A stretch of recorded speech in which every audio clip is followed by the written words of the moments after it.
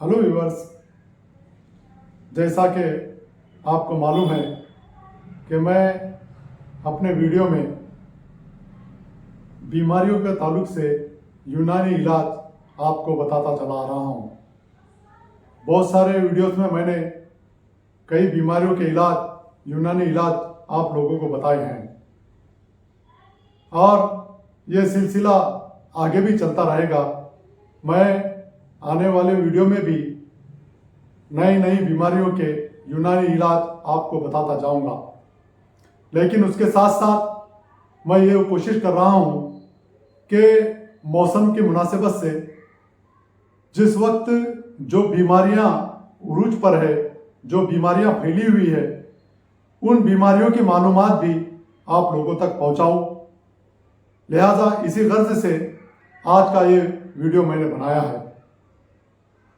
आज इस वक्त एक बीमारी बहुत खतरनाक हद तक फैल रही है, या यूं कहिए कि फैल चुकी है, और वो बीमारी है आंखों का आना, जिसे आई फ्लू भी कहा जाता है और कंजक्टिविटी भी कहा जाता है। हम देख रहे हैं कि ये बीमारी आज चारों तरफ फैल चुकी है। लोग इस बीमारी से बहुत परेशान हैं और इस बार एक खास बात ये देखी जा रही है कि इस बीमारी का रूप थोड़ा अलग है। इसमें आज तकलीफ पहले के मुकाबले में आंखें आने में तकलीफ ज़्यादा हो रही है। लिहाजा ये बीमारी आज बहुत हद तक फैल चुकी है और आने वाले दिनों में ये बहुत ज़्यादा फैलने वाली है। आज के इस वीडियो में मैं आपको इस बीमारी से बचने के लिए क्या उपाय हो सकते हैं, क्या एहतियात हो सकती है, क्या प्रिकॉशन हो सकते हैं, इसके ताल्लुक से आप लोगों को बताऊंगा। लिहाजा आप ये मेरा वीडियो पूरा देखें ताकि आपको इस बीमारी से बचने की एहतियाती तदाबीर मालूम हो सके, प्रिकॉशन मालूम हो सके। सबसे पहली बात, अगर कोई आंख आने की इस बीमारी से मुतासिर हुआ है तो सबसे ज़्यादा ज़रूरी है कि अगर किसी इंसान की एक आंख आई हुई है तो उसे चाहिए कि वो अपने दूसरी आंख को पहले बचाने की कोशिश करे। और उसका प्रिकॉशन ये है कि जो आंख आई हुई है तो उस आंख को जिस टॉवेल या जिस रुमाल से इंसान ने साफ किया है, तो वो रुमाल या टॉवेल दूसरी आंख को साफ करने के लिए इस्तेमाल हरगिज ना करें। अगर कोई एक आंख का इस्तेमाल किया हुआ टॉवेल और रुमाल दूसरे आंख पर भी इस्तेमाल करेगा तो वो दूसरी आंख भी उस इंसान की मुतासिर होगी। जो आंख आई हुई है तो उसको किसी रुई से, साफ रुई से हम उस आंख को साफ करते रहे ताकि हमारी दूसरी आंख इन्फेक्टेड ना हो। फिर दूसरी चीज ये कि हम ये कोशिश करें, जिस किसी की भी आंख आई हुई है तो वो ये कोशिश करे कि घर के दूसरे अफराद की आंख ना आए। उसके लिए ज़रूरी है कि वो जिस इंसान की आंख आई हुई है वो इंसान अपनी टॉवेल या रुमाल अलग रखे और उस टॉवेल या रुमाल को दूसरों को इस्तेमाल ना करने दे। इसके साथ साथ जो तकिया मरीज इस्तेमाल कर रहा है उसका तकिया दूसरे लोग भी इस्तेमाल ना करें ताकि दूसरे लोग उस आंख आने से मुतासिर ना हो। फिर इसके साथ साथ एक जिम्मेदार शहरी होने की हैसियत से हमारा एक फर्ज ये भी बनता है कि हम ये कोशिश करें कि अगर हम इस बीमारी में मुलविस हुए हैं तो शहर के दूसरे अफराद इस बीमारी में मुलविस ना होने पाए। इसके लिए हम एहतियात ज़रूर करें, और वो एहतियात ये है कि हम बगैर ज़रूरत के घर से बाहर ना निकलें। जब हम ज़रूरत के वक्त घर से बाहर निकल रहे हैं तो अपनी आंखों पर काला चश्मा लगाकर हम बाहर निकले, और एहतियात ये करें कि ज़्यादा भीड़ भाड़ में हम जाने की कोशिश ना करें, क्योंकि अगर हम भीड़ में शामिल होंगे तो हमारी वजह से दूसरे लोग भी इस बीमारी से मुतासिर होंगे। लिहाजा हम ये कोशिश करें कि हम बगैर ज़रूरत के घर से बाहर ना निकले। अगर किसी बच्चे वगैरह को ये बीमारी लाहक हुई है तो वो बच्चे स्कूल हरगिज ना जाए, क्योंकि अगर ये बीमारी लाहक होने वाले बच्चे स्कूल जाते हैं तो तो स्कूल में मौजूद दूसरे बच्चों को भी ये आंखें आने वाली बीमारी लाहक होगी और यह होगा कि पूरा के पूरा स्कूल इससे मुतासिर होगा।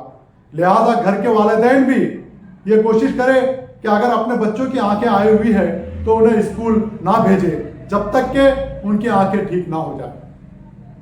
अगर हम ये एहतियातें करेंगे तो हम दूसरों को आंखें आने से हम ये इन एहतियातों से बचा सकते हैं। फिर दूसरी चीज़ ये कि जिसकी आंखें आ गई है तो उसने क्या करना चाहिए। आंखें आने के लक्षण ये हैं कि आंखें लाल हो जाती है, आंखों में इचिंग होती है, खुजलाहट होती है, आंखों में तकलीफ होना शुरू हो जाती है और कभी कभी सूजन वगैरह भी बहुत ज़्यादा आंखों में आ जाती है। अगर किसी को ये सिम्टम्स नज़र आ रहे हैं तो उसे समझना चाहिए कि उसकी आंखें आ गई है। तो सबसे पहला काम वो शख्स ये करे कि किसी आई स्पेशलिस्ट को वो जाकर बताए और वो आई स्पेशलिस्ट जो उसे ड्रॉप्स वगैरह सजेस्ट कर रहा है उन ड्रॉप्स वगैरह का वो शख्स इस्तेमाल बराबर करे जिस तरह का उस डॉक्टर ने वो इस्तेमाल करने का तरीका बताया है और जितने दिन इस्तेमाल करने के लिए कहा गया है उतने दिन वो ड्रॉप्स वगैरह वो शख्स ज़रूर इस्तेमाल करे। उसके बाद प्रिकॉशन के तौर पर उसे चाहिए कि वो शख्स जिसकी आंखें आई हुई है वो बार बार अपने आंखों को हाथ ना लगाए और आंखों को जोर जोर से मले ना। अगर वो ऐसा करेगा तो वह आंखें का इन्फेक्शन कम होने के बजाय बढ़ता रहेगा। इसके साथ साथ ज़रूरी है कि जिसकी आंखें आई हुई है वो शख्स बार बार अपनों हाथों को वो धोता रहे। उसके साथ साथ ये भी ज़रूरी है कि आंखें अगर आई हुई है तो ठंडे पानी से आंखों को अगर इंसान बार बार धोएगा तो उसे वो जो तकलीफ आंखों में हो रही है उससे वो आराम महसूस करेगा। फिर उसके साथ साथ ये भी ज़रूरी है कि हमारी जो आंखें आई हुई है हम अगर बार बार आंखों को हाथ लगाएंगे तो हमारी आंखें वो तकलीफ उससे बढ़ती ही जाएगी। फिर हम जो ड्रॉप इस्तेमाल कर रहे हैं जब हम आंखों का ड्रॉप इस्तेमाल कर रहे हैं तो अपने हाथों को खूब अच्छी तरीके से हम अपने हाथ धोएं और फिर वो आंखों का ड्रॉप हम इस्तेमाल करें। एक ख़ास बात ये कि मैंने अक्सर देखा है कि जो लोग आंखों का ड्रॉप को जो फोड़ते हैं, आंखों के ड्रॉप में जो सुराख करते हैं तो ये किसी सुई या पिन से वो सुराख करते हैं। ये बहुत गलत तरीका है।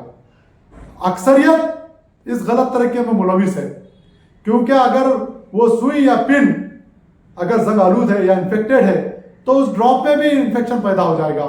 लिहाजा उस ड्रॉप से हमारी आंखों को नुकसान हो सकता है। लिहाजा ड्रॉप को फोड़ने के लिए किसी सुई या पिन का हरगिज इस्तेमाल ना करें, बल्कि ड्रॉप के ढक्कन के अंदर ही आप देखेंगे कि एक नोकीली चीज़ आती है। ड्रॉप के अंदर ही एक नोक होती है।